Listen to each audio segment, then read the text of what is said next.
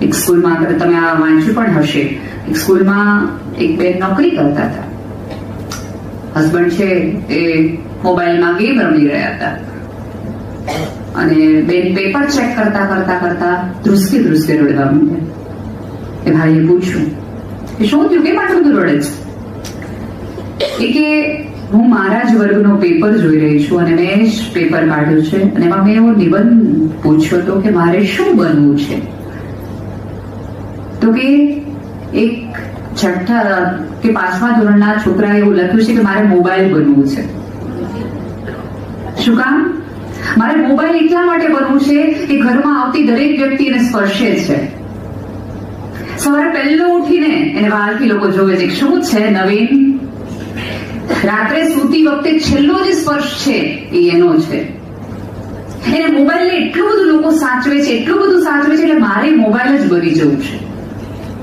સતત એક વખત અડધી રિંગ વાગે તો લોકોને ઉપાડી લે છે, ઝીલી લે છે, એટલે મારે મોબાઈલ બનવું છે.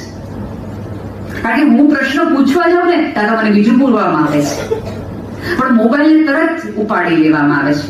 અજાણ્યા લોકો સાથે પણ કલાકો વાતો કરે છે, એટલા માટે મારે મોબાઈલ બની જવું છે.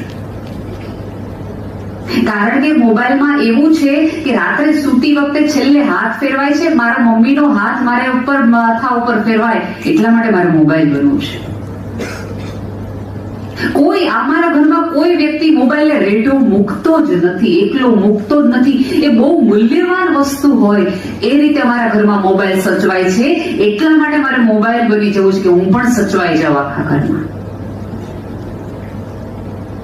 ક્યાંક ને ક્યાંક આ સ્ટોરી મારી, તમારી અને આપણા સૌની છે. વાપરવાની વસ્તુઓ હોય અને સંબંધોને સાચવવાના હોય. દોસ્ત, અત્યારે આપણે સંબંધોને વાપરીએ છીએ અને વસ્તુને સાચવીએ છીએ.